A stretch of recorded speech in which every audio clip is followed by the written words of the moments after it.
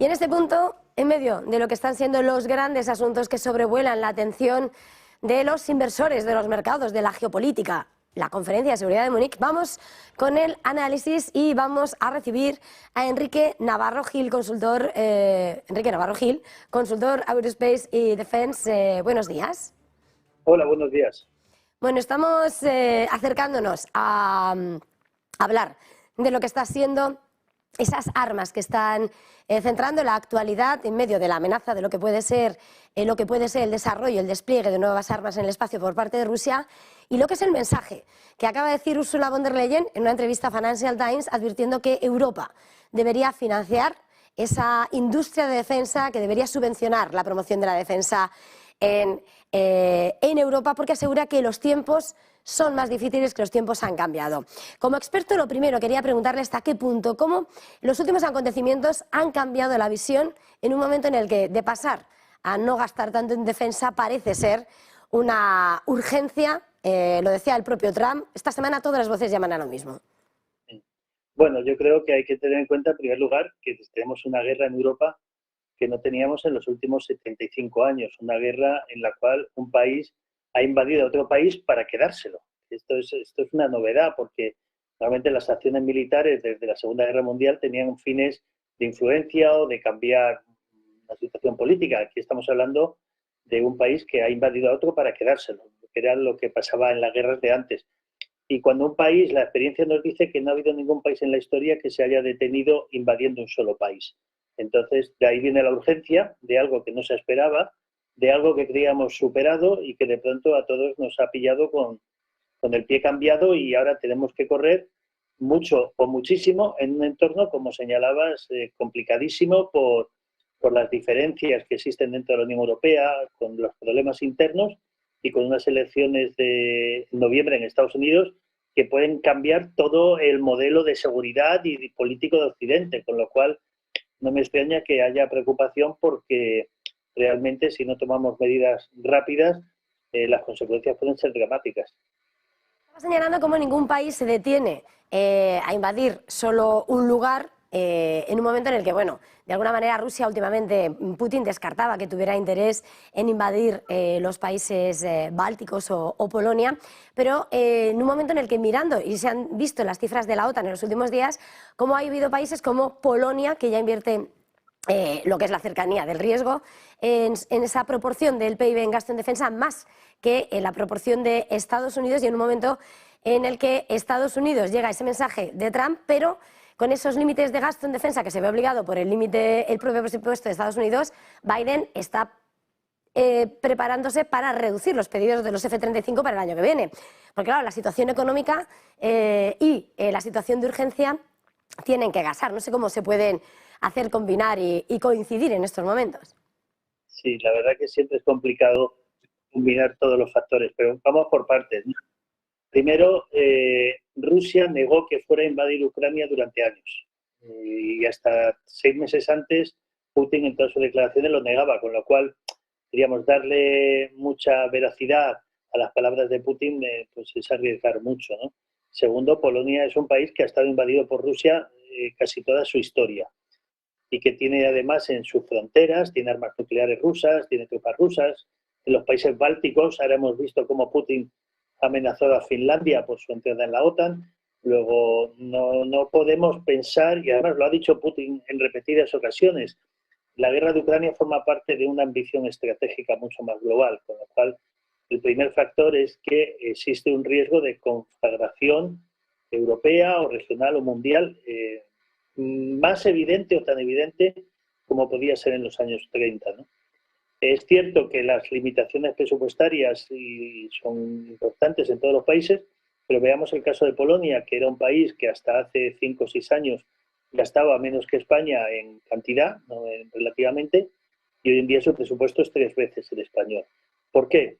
Porque realmente se dan cuenta de que no es confiable que tus socios te vayan a apoyar de una forma decidida. Y esto también es una lección de Ucrania, ¿no? Que realmente uno tiene que mirar por lo suyo primero y luego esperar que los demás también lo apoyen. Entonces, Estados Unidos efectivamente está con unos programas, unas modificaciones importantes, pero también para ellos, de alguna forma, esto les parece lejano. Los intereses estratégicos de Estados Unidos están en China, no están en Ucrania. Entonces, creo que o las amenazas estratégicas de Rusia, con lo cual creo que es la hora de Europa y la hora de que Europa tome su protagonismo, ya sea porque gane Trump o por lo que sea, pero Europa es mucho más rica y mucho más potente que Rusia y no entendemos por qué tenemos que estar con este sufrimiento constante de amenaza, ¿no? Cuando realmente lo que se trata es de poner recursos.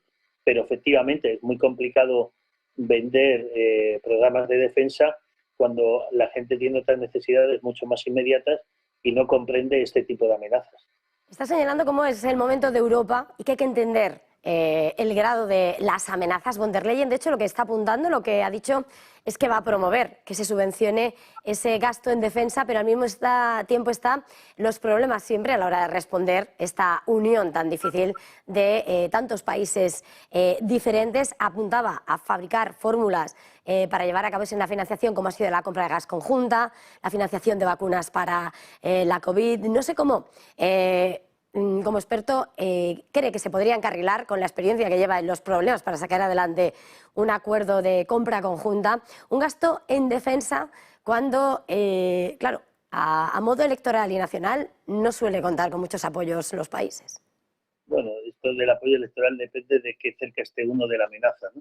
Seguramente en Polonia el cambio de gobierno se debe en gran parte a que el nuevo gobierno iba a apostar por la seguridad y por la defensa. ¿Por qué? Porque los ciudadanos han apreciado que será su prioridad.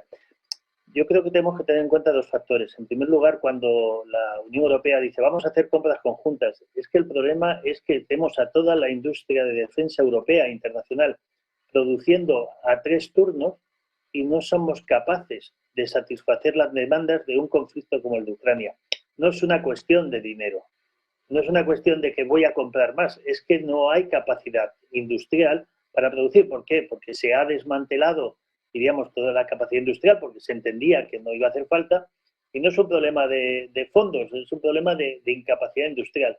A eso se une pues las limitaciones tecnológicas y de componentes que existen para fabricar sistemas de armas. Luego, no es una cuestión, diríamos, solo de voluntarismo, sino es cuestión de hacer una planificación. Pretender resolver en un año lo que no se ha preparado durante 25 años es prácticamente imposible. Entonces, fórmulas hay. Yo creo que lo que hace falta sobre todo es una planificación a largo plazo.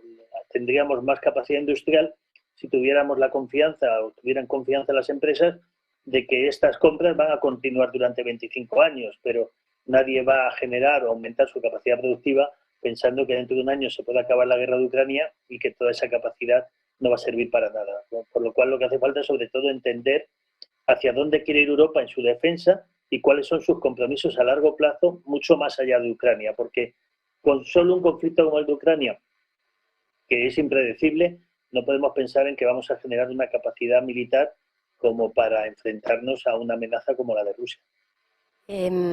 Observando lo que han sido sus análisis sobre lo que ha sido la evolución de la industria de la defensa, repasa de alguna manera grandes asuntos que han impactado en esa evolución, pasando, por supuesto, el último punto con la guerra en Ucrania, recordando muchos más años atrás Irak, y en ese escenario de alguna manera entra ahora lo que podría ser un nuevo cambio en esa evolución, porque es lo más cercano a lo que puede ser los años de la Guerra Fría. Entonces era el teléfono rojo, las armas nucleares, pero ahora, esta semana, lo que ha entrado en escena es esa amenaza de un arma en el espacio. Un arma con la que, de alguna manera, si lo más leve que podemos esperar, si realmente es un arma de propulsión nuclear o un arma antisatelital, que lo que quiere es acabar con la red de satélites, cambia absolutamente, es un colapso que no dispara solo contra un país y el riesgo exponencial es mucho mayor para esos enemigos.